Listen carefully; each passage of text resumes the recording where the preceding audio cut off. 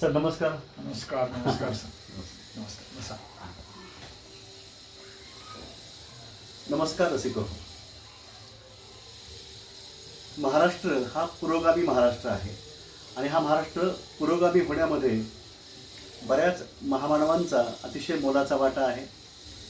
हा पुरोगामित्वाचा वसा आणि वारसा हा पुढे चालवण्यासाठी महाराष्ट्रामध्ये स्वातंत्र्योत्तर काही महनीय व्यक्ती होऊन गेल्या. त्यामध्ये बाबा आमटे आहेत, तसेच नरेंद्र दाभोळकर आहेत. पुरोगामित्व याला पर्यायी शब्द जो कुठला असेल तो आहे मानवतावाद किंवा मानवता. एकाच नाण्याच्या या बाजू आहेत. या महाराष्ट्राच्या घडणजडणीमध्ये बाबा आमटे, नरेंद्र दाभोळकर, शरद जोशी असतील अशी महनीय व्यक्ती त्या कार्य करत गेल्या. पण यासोबतच अतिशय निष्ठावंत समर्पित कार्यकर्त्यांची फळी ही त्यांनी निर्माण केलेली आहे, हेही तुम्हाला मी सांगितलं पाहिजे. बाबा आमटे यांचे निष्ठावंत अनुयायी डॉक्टर नरेंद्र दाभोळकर यांचे निष्ठावंत सहकारी, महाराष्ट्र अंधश्रद्धा निर्मूलन समितीचे सच्चे पाईक निष्ठावंत कार्यकर्ते, त्याचबरोबर छात्र भारती असेल, राष्ट्र सेवा दल असेल, त्याचबरोबर राष्ट्रीय युवा योजना असेल, अशा वेगवेगळ्या चळवळीमध्ये, वेगवेगळ्या सामाजिक संघटनामध्ये ज्यांनी अतिशय समर्पितपणे आणि भरीव असं कार्य केलं आहे, असं महनीय व्यक्तित्व या लातूरमध्ये आहे, ज्यांना आपण माधव बावगे सर म्हणून ओळखतो. माधव बावगे सरांची फार जुनी ओळख माझी आहे आणि त्यांच्याशी मी जोडला गेलेलो आहे. या अंधश्रद्धा निर्मूलन समितीचा मीही कधी काळी कार्यकर्ता प्रत्यक्ष राहिलेलो आहे. आता बौद्धिक पातळीवरती अधिक भर माझा आहे. परंतु सरांना जवळून पाहताना मला तो काळ आठवतो, ध्येयवादी झपाटलेल्या समर्पित कार्यकर्त्यांचा. आणि म्हणूनच त्यांची मुलाखत आपण घेणार आहोत. कारण आपण आपला देश एका अतिशय विशिष्ट वळणावर येऊन ठेपलेला आहे. कुठले महामानव संत जणू इथं होऊन गेले आहेत की नाही असं वाटावं अशी संभ्रमाची परिस्थिती निर्माण झालेली आहे.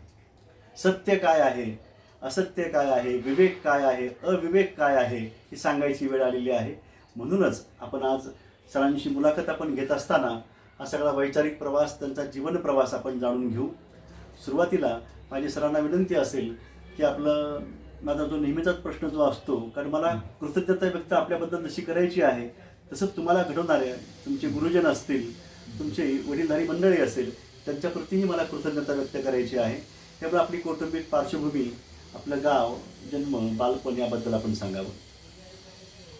खरं तर माझा जन्म एका शेतमजुरांच्या पोटी, विश्वनाथ मडळप्पा बावगे, आणि माझी आईचं नाव पद्मिनीबाई असं या जोडप्यांच्या पोटी माझा जन्म झाला. माझं भटक्यासारखं जीवन आहे सुरुवातीपासून. माझं मूळ गाव तोंडोळी आहे. त्याच्यानंतर आठवड्यामध्ये आमचे वडील तिथं स्थायिक झाले आणि त्याच्यानंतर आता लातूरमध्ये स्थायिक आहे. लहानपणचा, बालपणचा जर विचार केला तर एक 18 विश्व दारिद्र्य आपल्याकडं म्हटलं जातं, त्याच्यापेक्षा अधिक जास्त दारिद्र्य असलेल्या कुटुंबामध्ये माझा जन्म झाला. आणि कुठलीही शैक्षणिक पार्श्वभूमी नव्हती.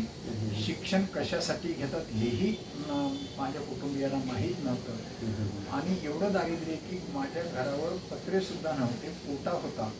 आणि त्यामुळं अशा अवस्थेमध्ये जीवन जगणं किती कठीण असतं. माझ्या आईवडिलांचंच दारिद्र्य एवढं होतं की त्यांचं स्वतःचंच पोट भरण्याचं अडचण होती. त्यावेळेला आपण त्यांच्यावर भर कसा द्यायचा अशी अडचण होती. आणि त्यामुळं माझं प्राथमिक शिक्षण ही माझी आईची आई आजोळी गोकणगाव या ठिकाणी प्राथमिक शिक्षण माझं झालं. आणि माध्यमिक शिक्षणासाठी मला आटोळा या गावी जावं लागलं. आटोळा गावी माध्यमिक शिक्षण घेत असताना शेतातली सगळी कामं करावी लागली. आजोळी असताना सुद्धा शेतातली सगळी कामं करावी लागली. आणि मग शिक्षण घेत असताना शाळा गावातच असल्यामुळे प्रसंगी शाळा बुडवून कामं करून शिक्षण घ्यावं लागलं. घरात दारिद्र्य होतं, आई आजारी असायची, त्यावेळेला घरातली पण कामं मला करावी लागली. आणि याच वेळेला शिक्षण घेत असताना विहिरी फोडण्याच्या गुत्त्यामध्ये गुराळाच्या गुत्त्यामध्ये सर्कलच्या बराचशी खोदणे, गिट्टी फोडणे आणि हमाली कामं सुद्धा केलेली आहेत. माझ्या हाताचे घटे अजूनही गेलेले नाही आहेत. अशा अवस्थेमध्ये मी काम केलं आणि 10वीपर्यंत शिक्षण माझं आठवड्यामध्ये झालं. माझ्या घरामध्ये दिवा लावायला तेल नसायचं, तर मित्रांच्या घरी राहून माझं शिक्षण झालं. तर चिमणी जर लावली तर ते घर पेटण्याची भीती असायची ना, त्याच्यामुळं मित्रांच्या घरीच माझं सगळं शिक्षण झालं. श्री शंकर विद्यालय अटोळा या शाळेमधून माझं 10वीपर्यंत शिक्षण झालं. त्याच्यानंतरचा शिक्षणाचा जर भाग घ्यायचा असेल तर मला उदगीरला नाये डोळे सरांच्या कॉलेजमध्ये जायचं होतं, परंतु तिथे सुद्धा अडचण होती राहण्याची आणि जेवणाची. माझ्या आजीने लातूरला प्रवेश घेतला तर तुझं जेवणाचं व्यवस्था करेन असं माझी आजी रत्नाबाई वेलोरी यांनी सांगितलं आणि त्याच्यामुळे मी राजर्षी शाहू महाविद्यालयामध्ये PUC कॉमर्सला प्रवेश घेतला आणि मग त्या ठिकाणी माझे खरे त्यावेळेला तिथे भेट झाली.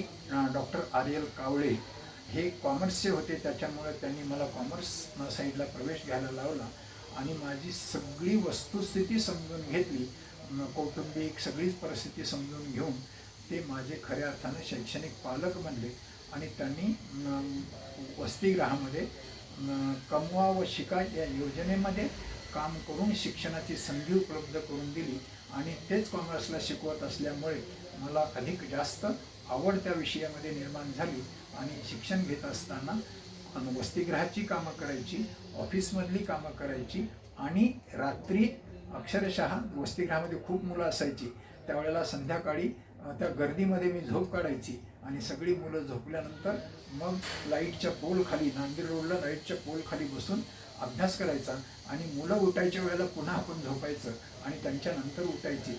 अशा पद्धतीनं अतिशय कष्टमय जीवन जगत असताना माझं कॉलेजचं शिक्षण पूर्ण करण्याचा प्रयत्न केलेला आहे. तर या शालेय आणि महाविद्यालयीन जीवनामध्ये ज्यांचा खूप मोठा प्रभाव आपल्या व्यक्तिमत्वावर पडला त्यामध्ये कावळे सर एक आहेत, आणखीन अनिरुद्ध जाधव सर आहेत, डॉक्टर गोपाळराव पाटील आहेत, शिवछत्रपती शिक्षण संस्थेची संपूर्ण मॅनेजमेंट मला अगदी खूप चांगल्या पद्धतीने मला रिस्पेक्ट करायची आणि माझ्या माझ्या कामावरून मला ते अधिक जास्त रिस्पेक्ट द्यायचे मला त्या ठिकाणी.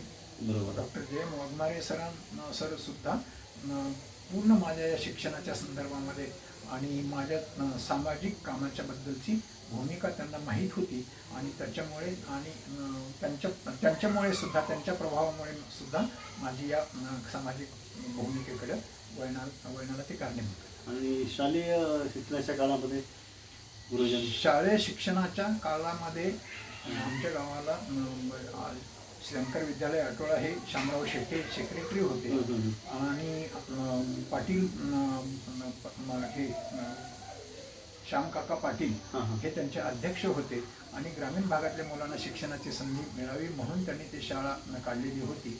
परंतु त्या शाळेमध्ये शिक्षण घेत असताना सुद्धा आम्ही आंदोलनं केली त्या ठिकाणी सुद्धा आणि त्याच्या अगोदरचा जर इतिहास सांगायचा झाला तर आमच्या गावाला तमाशाचं आठवडं म्हटलं जायचं, नाचाचं आठवडं आणि गावामध्ये 12 महिने तमाशा असायचा आणि त्या तमाशाच्या माध्यमात तमाशा ही कला अतिशय चांगली आहे, आता मला ते त्याच्याबद्दल माहिती आहे, परंतु त्यावेळेला ती वेगळी पद्धत असायची.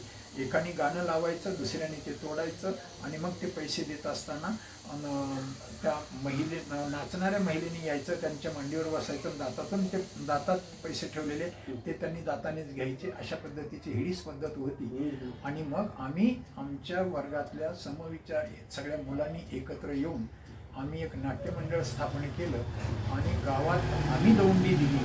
आम्ही ग्रामसभा घेऊन सांगितलं तुमची सांस्कृतिक भूक भागवण्यासाठी वर्षातून आम्ही 4 नाटकं दाखवू, परंतु गावातला तमाशा बंद करूया आणि त्यामुळे अनेकांची घरं उद्ध्वस्त झालेली आहेत आणि मग त्या निमित्तानं तशा पद्धतीनं करून आम्ही गावातला तमाशाही बंद केला आणि गावाला खूप चांगल्या पद्धतीनं सांस्कृतिक भूक भागवण्यासाठी सामाजिक, शैक्षणिक, कौटुंबिक अशा पद्धतीची नाटकं पण दाखवली. महाविद्यालयीन शिक्षण राजश्री शाहू महाविद्यालयामध्ये आपलं झालं. त्या काळामध्ये कमवा आणि शिका योजना जी आहे याचा आपण महाविद्यालयीन शिक्षण घेत असताना राष्ट्रीय सेवा योजना याच्यामध्ये माझा सक्रिय सहभाग होता. NCC मध्ये माझा सक्रिय सहभाग होता. आणि त्याचबरोबर रोटरी, लायन्स अशा वेगवेगळ्या सामाजिक संस्थांच्या वतीनं सुद्धा वेगवेगळे उपक्रम चालायचे. त्यामध्ये माझा सक्रिय सहभाग असायचा. म्हणजे वेळेचा अगदी तंतोतंत कोणत्या गोष्टी समाजासाठी उपयोग आहेत या पद्धतीचा विचार करून त्या गोष्टी आपणाला अधिकात अधिक जास्त ज्ञान मिळवण्याच्या दृष्टिकोनातून आणि प्रॅक्टिकली ज्ञान मिळवण्याच्या दृष्टिकोनातून माझा प्रयत्न असायचा. आणि त्यावेळेला मग बाबा अंटेंच्या इकडं श्रमसंस्कार छावणी दरवर्षी 15 मे ते 22 मे असायची. डॉक्टर सोमनाथ रोडे हे बसवेश्वर महाविद्यालयामध्ये राष्ट्रीय त्यावेळेला प्राध्यापक होते. आणि राष्ट्रीय सेवा योजनेच्या माध्यमातून ते विद्यापीठामध्ये कोऑर्डिनेटर होते. त्याच्यामुळे त्यांचा खूप वावर सगळ्या महाविद्यालयामध्ये राष्ट्रीय सेवा योजनेच्या माध्यमातून होता. आणि अतिशय चांगलं काम त्यांनी राष्ट्रीय सेवा योजनेच्या माध्यमातून निर्माण केलेलं होतं. त्याच्यामध्ये मी सक्रिय सहभाग घेतला माझ्या महाविद्यालयाच्या युनिटमध्ये. आणि त्यांच्या सोबत बाबा अंटेंच्या इकडं श्रमसंस्कार छावणी शिबिराला जवळपास 74च्या मेमध्ये श्रमसंस्कार छावणी शिबिराला जाता आलं. आणि तिथे गेल्यानंतर मात्र तिथली सगळी स्थिती बघितल्यानंतर बाबा अंटेंना मी म्हटलं होतं की बाबा अंटे असं म्हणायचे ते नाही, त्याच्यामध्ये ज्या तरुणांना वेदनेशी नातं जोडायचं असेल तर अशा या सगळ्या कामामध्ये सहभागी होऊ शकतात. तिथे अंध, अपंग, कुष्ठरोगी, ज्यांना कुटुंबाने नाकारलं, ज्यांना समाजाने नाकारलं, अशा सगळ्या लोकांना एकत्र करून त्यांनी त्यांच्यामध्ये आत्मविश्वास, त्यांच्या मनातली भीती दूर केली, आत्मविश्वास जागा केला आणि स्वतःच्या कष्टावर स्वाभिमानानं जीवन जगण्याचा एक आत्मविश्वास त्यांच्यामध्ये निर्माण केला. आणि मग मला वाटलं की खरंच या कामामध्ये आपण जोडून घ्यावं. आणि बाबा आमटे म्हणायचं ना, तरुणांना काम करायची इच्छा असेल ते येऊन राहू शकतात, काम करू शकतात. तेव्हा मी तिथे माझ्या महाविद्यालयाला पत्र लिहिलं, फोन करून सांगितलं की मी परत येणार नाही. त्यावेळेला वाघमारे सरांनी बाबांना आमटेंना फोन केला आणि तो पूर्व येत नाही म्हणतोय आणि त्याला आईवडिलांनी आमच्या जबाबदारीवर पाठवलेलं असतं, त्याच्यामुळे त्यांना परत पाठवा. त्यावेळेला बाबा आमटेंनी मला बोलावून घेतलं. तू प्राचार्यांना फोन करून सांगितलं का? तू काय सांगितलंस? तर मी इथं राहायचं म्हणून सांगितलं. तू मला विचारलंस का असं म्हणाले बाबा आमटे. त्यावेळेला तुम्हीच सांगितलं ना, ज्या मुलांना इथं राहून काम करायची इच्छा असेल त्यांचं स्वागत आहे, त्याच्यामुळे नंतर सांगणारच होतो. तेव्हा बाबा आमटेंनी माझ्याबद्दलची सगळी माहिती, कौटुंबिक, शैक्षणिक, माझ्या वडील काय करतात, आर्थिक स्थिती याबाबत सगळी चर्चा केली. आणि ती सगळी चर्चा करून मग सगळं ऐकल्यानंतर त्यांनी मला सांगितलं की तुझी इथे गरज नाही आहे, तुझी गरज तुझ्या कुटुंबाला आहे. आणि तुला यातून काही प्रेरणा जर मिळाल्या असतील तर तू तुझ्या भागातल्या जे काही सामाजिक प्रश्न तुला भेडसावत असतील त्या प्रश्न घेऊन ते प्रश्न दूर करण्याच्या दृष्टिकोनातून तिथे काम करू शकतोस आणि सातत्याने या प्रकल्पाशी जोडून राहू शकतोस, असा संदेश दिल्यामुळं मी परत आलो. आणि सातत्याने बाबा अंटेंच्या प्रकल्पाशी माझा संपर्क राहिलेला आहे. आजही तो आहे काय. सोमनाथ श्रमसंस्कार छावणी शिबिर हे सुरू केव्हा झालं साधारणतः सर? ते 1968 पासून सुरू झालेलं आहे. मुख्य त्यामध्ये डॉक्टर कुमार सप्तर्षी सर महाराष्ट्रातली नाही देशातली जी मंडळी सामाजिक क्षेत्रामध्ये अत्यंत उच्च शिखरावर गेली ती मेजर सगळी मंडळी त्या ठिकाणी श्रमसंस्कार छावणीमध्ये येऊन गेलेली आहे. त्यात कुमार सप्तर्षी, डॉक्टर सोमनाथ रोडे, डॉक्टर नरेंद्र दाभोळकर सुद्धा त्या ठिकाणी येत असायचे. खूप विशेष घडलेलं आहे कारण प्रतिवर्षी उन्हाळ्याच्या सुट्टीमध्ये हे शिबिर इथं घडतं आणि देशभरातील युवक आणि युवती तिथं येतात एकत्र. सकाळ सायंकाळ विशिष्ट वेळेमध्ये तिथं ते श्रमदान होतं. त्यातून चांगले प्रकल्प तिथं साकार होत आहेत. एवढंच नाही तर त्या शिबिरामध्ये बाहेरचे जी तरुण मंडळी काहीतरी काम करू इच्छितात अशांना त्या ठिकाणी शिबिर संयोजनाची जबाबदारी असायची. विनायक तराळे हे त्याच संस्थेमध्ये काम करणारे ते शिबिर संयोजक असायचे. त्याच्यानंतर डॉक्टर बेलखोडे झाले आणि डॉक्टर बेलखोड्यांच्या नंतर जवळपास मला 8 ते 10 वर्ष तिथल्या सोमनाथ श्रमसंस्कार छावणी भारत जोडो आंतरभारतीय भारत जोडो श्रमसंस्कार छावणी या शिबिराचं संयोजन करण्याची संधी मला त्या ठिकाणी मिळाली. आणि त्यावेळेला अगदी केरळ तामिळनाडूपासून ते ईशान्य पूर्व भारतातले ते भारतातल्या प्रत्येक प्रांताचं प्रतिनिधित्व त्याच्यामध्ये असायचं. बाबा आमटेंच्या काही विशेष आठवणी तुम्ही नेहमी संपर्कात असायचा जवळून त्यांना तुम्ही अनुभवलं त्यांच्या बाबा सानिध्यामध्ये होता. आमटेंच्या अनेक अनंत आठवणी आहेत. बाबा आमटे म्हणजे एक ज्ञानाचं भांडार असल्यासारखं असायचं. त्यांचे पहाटे 4 वाजता त्यांच्याबरोबर जर त्यांच्या ऐकण्यासाठी जर बसलं तर खूप काही ज्ञान त्या ठिकाणी मिळायचं. आणि बाबा आमटेंच्याबद्दल जर तिथल्या प्रकल्पाचा जर विचार केला तर बाबा आमटेंचा सोमनाथ प्रकल्प आहे, आनंदवन आहे, ह्याचं नागपूरचा प्रकल्प आहे आणि लोकबिरादरी प्रकल्प हेमलकसा आहे, नागेपल्लीला एक प्रोजेक्ट त्यांचा आहे. एवढ्या सगळी प्रोजेक्ट आहेत. एवढा मोठा विस्तार असताना सुद्धा आणि हजारो लोक त्या ठिकाणी असताना त्या ठिकाणी एकही देवाचं मंदिर मला बघायला मिळालेलं नाही आहे. आणि त्यावेळेला लोक विचारायची बाबांना, तुम्ही देव मानत नाही का? तर बाबा आमटे असं म्हणायचे, माझा पेशंट हा माझा देव आहे. संतांनी सांगितले की जे का रंजले गांजले त्याशी म्हणे जो आपुली तुझी साधू ओळखावा, देव तेथेची जाणावा. ही भूमिका त्यांची जी होती ती मला खूप आवडली. कारण त्याच्या अगोदरची माझी पार्श्वभूमी अशी होती, 18 विश्व दारिद्र्य असल्यामुळे देवाची भक्ती केल्यानंतर तो देव तरी आपलं भलं करेल या निमित्तानं पहाटे उठून थंड पाण्याने अंघोळ करून देवाची भक्ती करायची. सातत्याने देवाची भक्ती, सगळे उपवास तापास कर्मकांड सगळे करायचे. परंतु तिथे गेल्यानंतर माझ्या या संकल्पना दूर झाल्या. त्यांचे चिरंजीव जे आहेत डॉक्टर विकास आमटे असतील, डॉक्टर प्रकाश आमटे असतील, आता पुढे कौस्तुभ आहे आणि इतरही पण आणखी त्यांचे नातलग आहेत. आता सध्याचे त्यांचं कार्य चालू आहे, याबद्दल आपण काय सांगाल? आपण सध्या संपर्कात त्यांच्या आहातच ना सर? मी आजही त्यांच्या संपर्कात आहे, सातत्याने संपर्कात आहे. बाबा आमटेंची 3री पिढी त्या ठिकाणी अगदी खूप चांगल्या पद्धतीनं काम करते आहे. आणि तो प्रकल्प एक जगातला एक आदर्शवत प्रकल्प आहे. आणि त्या प्रकल्पातून अनेक लोकांना सामाजिक बांधिलकीच्या प्रेरणा दिल्या, वेदनेशी नातं जोडण्याचं एक खूप प्रॅक्टिकली त्या ठिकाणी दिलेलं आहे. अंध, अपंग, लेप्रसी पेशंट, आदिवासी अशा वेगवेगळ्या क्षेत्रातली लोक त्या ठिकाणी आहेत. त्यांच्या माध्यमातून त्यांच्या कलागुणांना वाव देण्यासाठी विकास आमटेंच्या संकल्पनेतून स्वरानंदन हा एक कार्यक्रम त्या ठिकाणी निर्माण केला गेला. सदाशिव ताजने त्याचे कोऑर्डिनेटर होते त्या ठिकाणचे. परंतु पूर्ण महाराष्ट्रामध्ये आणि महाराष्ट्राच्या बाहेरही त्या स्वरानंदनचे कार्यक्रम आयोजन करणं आणि खऱ्या अर्थानं त्यांना सातत्याने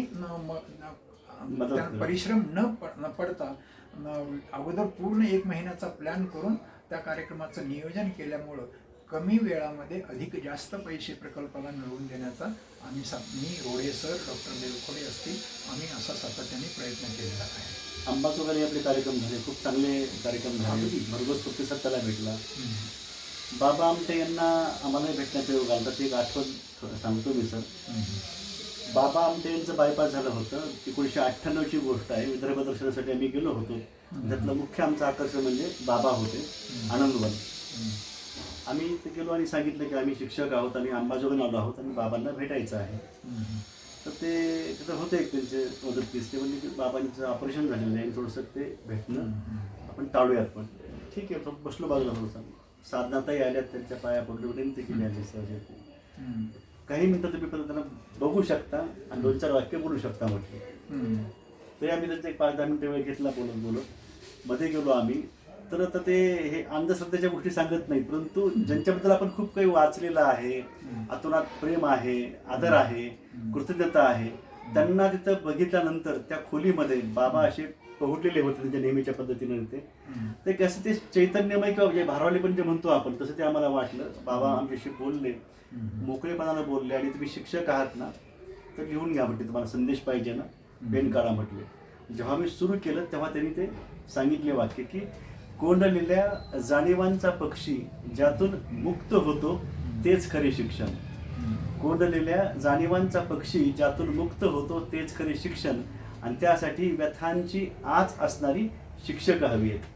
बरोबर. किती म्हणजे महनी विचार आहे, आणि हाच विचार प्रत्येक क्षेत्रामध्ये आपल्याला लागू पडतो आहे. असे हे बाबा आमटे.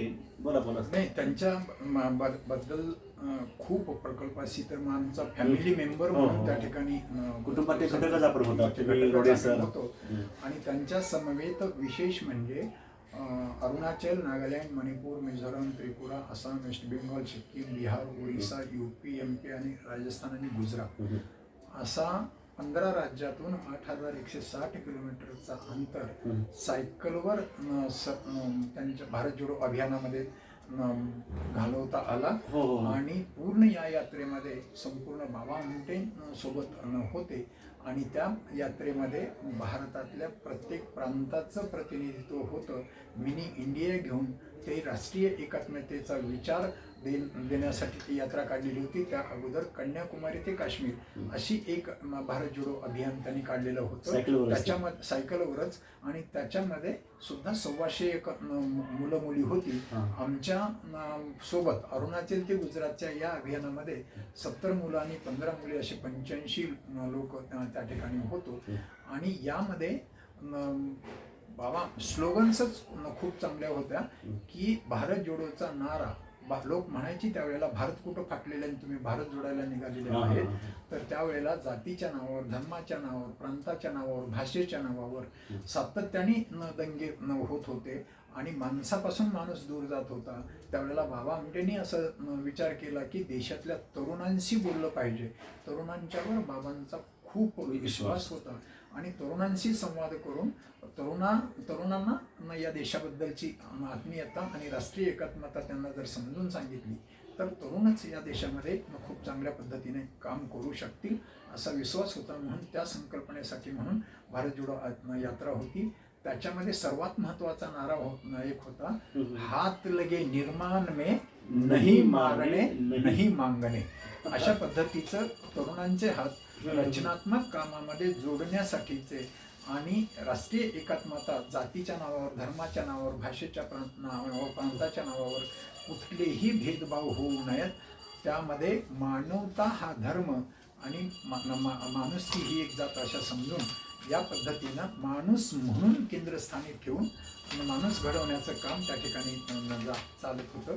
असं असंख्य कामं त्या ठिकाणी होतात, आणि म्हणून ते एक ऊर्जा केंद्र आहे देशातल्या तरुणांच्यासाठी. हा कालखंड भारत जोडो हे जे आंदोलन म्हणा किंवा राष्ट्रवादी असा कार्यक्रम होता, हे कालखंड केव्हाचा? तो 85, 86 आणि 88, 89 अशा 2 यात्रा होत्या. आणि आनंदवनासी तर त्यांच्या स्थापनेपासून 1950 पासूनच पूर्ण त्या ठिकाणी काम चालायचे, आणि ते आज तागायत विस्तारच चाललेलं आहे आणि खूप वाढत चाललेलं आहे. 3री पिढी ते काम पुढे नेते, याच्याबद्दलचा अभिमान वाटतो. 1949ला मला वाटतं सुरू झालं, आणि 51ला रजिस्ट्रेशन झालं. विनोबा भावेंच्या हस्ते उद्घाटन. विनोबा भावेंच्या हस्ते उद्घाटन झालं. आता भारत जोडोमध्ये आपल्या मराठवाड्यातील, लातूरमधील, बीडमधील कोणते युवक त्यावेळेस साधारणतः? मराठवाड्यातली मी होतो त्याच्यामध्ये. त्याचबरोबर डॉक्टर अशोक बेलखोडे हे दुसऱ्या अभियानाचे कोऑर्डिनेटर होते. मानव लोकचे अनिकेत लोहिया, द्वारकादास लोहियांचा मुलगा, तो सगळ्यात लहान अभियानातला तो अनिकेत लोहिया होता. दगडू लोमटे होते त्या ठिकाणी, बबन लोमटे होते. बबन लोमटे. परत त्याचबरोबर अनिल चिंतावर मराठवाड्यातलेच होते. अशा पद्धतीची खूप तरुण कार्यकर्ते त्यावेळेला याच्यामध्ये सक्रिय सहभाग मिळाला होता. आणि तिथे एक आणखी एक गोष्ट होती सर, सांगायचं राहून गेले की साधनाताई आम्हाला त्या असं म्हणाल्या, अंबाजोगाई लगेच त्यांनी बाबूजींचं नाव घेतलं, आणि शैलाताईंचं, द्वारकादासजी लोहिया आणि शैलाभावी लोहिया आणि मानव लोक. आणि ही ओळख सुधीर फडके यांची मुलाखत घेताना सुद्धा आम्हाला जाणवली होती की आपला जो मराठवाडा आहे ते काही ठळक व्यक्तिमत्व जे आहे त्यांना आपण इथं साक्षात करत आहोत. त्यातच आदरणीय माधव गावगे सरांना आपण साक्षात आता भेटत आहोत, बोलत आहोत.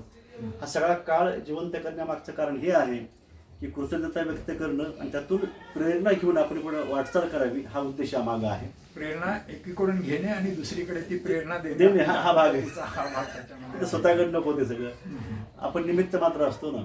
महात्मा गांधीजी म्हणायचे की आपण विश्वस्त आहोत. पैसा पण तेच आहे. आपण फक्त त्या विशिष्ट काळासाठी आपण ते आपल्याकडे तो असतो. आपण ते व्यवस्थित सांभाळणं, वाढवणं, इतरांना पण तो हे करणं हा भाग. तसंच हे विचारांचं आणि या सामाजिक कार्याचं असतं. आता हे बाबा आमटे यांच्या सगळ्या आठवणी आपण सांगत आहात सर. आपले पुढचा जो कालखंड आपल्या आयुष्यामधला जो आहे महत्त्वाचा टप्पा तो म्हणजे छात्र भारतीचा आहे, जो कित्येकांना ठाऊक नाही आहे. तर काय सांगाल, छात्र भारती नेमकं सुरुवात कोणी केली ह्याची? छात्र भारती ही विद्यार्थी संघटना होती.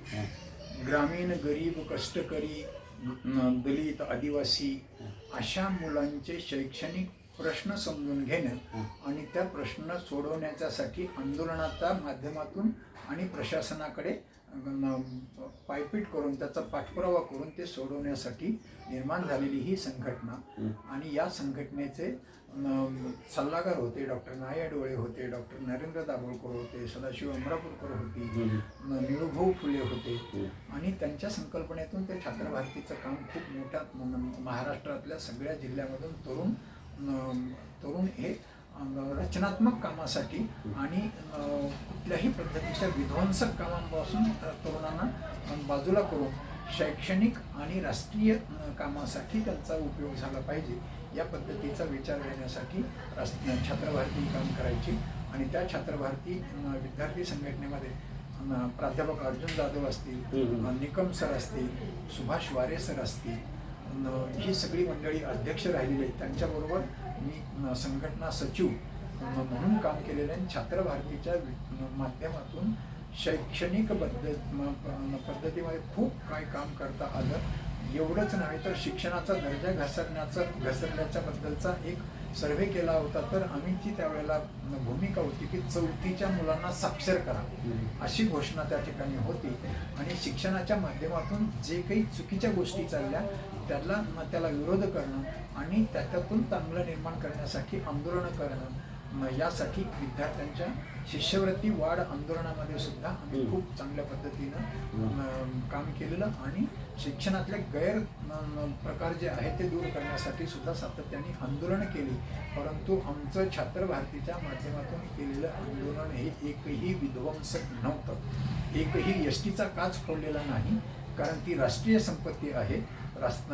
आंदोलनाच्या माध्यमातून राष्ट्रीय संपत्तीचा नाश न होता आपल्या संवैधानिक संवादाच्या माध्यमातून आणि निवेदनाच्या माध्यमातून सरकारला प्रश्न विचारणं आणि ते प्रश्न रस्त्यावर उतरून ते प्रश्न सोडवण्यासाठी प्रयत्न करण्याचं काम छात्र भारतीच्या माध्यमातून केलं गेलं. आणि त्यावेळेसचे छात्र भारती ही समाजामध्ये कार्यकर्ते घडवण्याची कार्यशाळा आहे असं सर्वजण म्हणायचे.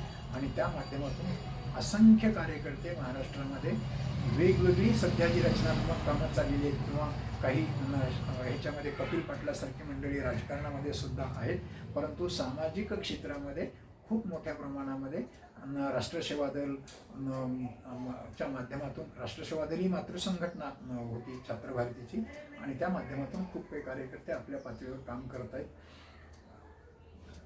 बरं सर, स्थापना नेमकी कुठल्या वर्षीची छात्र भारतीची? छात्र भारती ही 83-84 पासून खूप चांगल्या पद्धतीने काम करायला लागली आणि ती पुढे सातत्याने चालू आहे, आजही चालू आहे. परंतु छात्र भारतीमध्ये असं आहे की विद्यार्थी तरुण मुलं त्याच्यामध्ये यायचे आणि ते अशी पदावर शाखा, जिल्हा, राज्य इथपर्यंत जायचे आणि राज्याच्या पदाधिकाऱ्यांनी पुढे वैज्ञानिक दृष्टिकोन रुजवणारी आणि कर्मकांड दैववादापासून दूर राहून वैज्ञानिक दृष्टिकोन, विवेकी समाज घडवण्यासाठी काम करणाऱ्या संघटनांमध्ये ती छात्र भारतीचे कार्यकर्ते आज कार्यरत आहेत बरेच. अच्छा, निकम सरचा उल्लेख केला आपण, त्यांचं नाव सर? रामदास निकम. रामदास निकम, अच्छा. हो. रामदास निकमांचा उल्लेख पर्याय नावाची संस्था कळंबजवळ आहे, कळंब पर्याय, ते विश्वनाथ तोडकर ही त्यावेळेला आमच्यासोबत होते. हां, असं मला वाटतं. ते त्यांनी त्यांचा उल्लेख केला होता. हो हो. अमर हबीब यांचा संपर्क आपला कुठं? अमर हबीब हे छात्र भारती असो, राष्ट्रसेवा दल असो, महाराष्ट्र अंधश्रद्धा निर्मूलन समितीचे तर सध्या पदाधिकारी सुद्धा आहेत. अमर हबीबी हे खऱ्या अर्थानं आणि ते आंतरजातीय विवाह, त्यांनी आंतरधर्मीय विवाह केलेला आहे आणि अशा पद्धतीचा एक बोले तैसा चाले त्याची वंदावी पावले अशा पद्धतीचा अमर हबीब एक कार्यकर्ता आहे. युक्रांतचे विशेषतः त्या काळामध्ये युक्रांत आणि छात्र भारती ही जवळपास अशाच एकाच विचाराची असल्यासारखी समाजातले दुर्गुण दूर करणं आणि प्रश्न सोडवणं. पण युक्रांतचा आक्रमक थोडासा जास्त असायचे आणि संघर्षात्मक अधिक जास्त असायचं. तसं छात्र भारतीचे शैक्षणिक प्रश्न संवाद आणि संघर्ष यातून सोडवण्यासाठी प्रयत्न होता. नवीन पिढीला हे ठाऊक नाही. साधारणतः 1967ला डॉक्टर कुमार सप्तर्षी सरांनी युवक क्रांती दलाची स्थापना केली होती. त्यातून असंख्य कार्यकर्ते त्यावेळेस निर्माण झालेले आहेत. ते युवकांची कार्यकर्ते बरीचशी अंधश्रद्धा निर्मूलन समितीमध्ये आहेत सध्या. त्याचबरोबर बाबा आमटे यांच्या सानिध्यात घडलेले सुद्धा कार्यकर्ते आपल्यासारखे जे समर्पितपणे इथं कार्य करतायत. म्हणजे मानवता हे जर मूल्य म्हटलं तर यासाठी समानार्थी मानवता आहे, समता आहे, विषमता नको आहे. म्हणजे सर्वांनी समता आहे, न्याय आहे, बंधुता ह्या सगळ्या गोष्टी संविधानाला प्रमाण मानून त्यांचे भारतीय संविधान हा प्रत्यक्ष अधिक जास्त कृतीमध्ये उतरलं पाहिजे ही भूमिका घेऊन छात्र भारती, राष्ट्र सेवा दल आणि महाराष्ट्र आणि सुद्धा काम करते. समविचारी सर्व संघटना आहेत. उद्देश आहे की सर्वजण सुखी राहावेत, सुरक्षित राहावेत, शोषण व्हायला नको, अन्याय नको व्हायला. आता जो पुढचा भाग आहे तो एवढाच महत्त्वाचा आहे, ज्यामध्ये जवळपास आपण गेल्या 40-50 वर्षापासून आपण अतिशय समर्पितपणे कार्य करत आहात.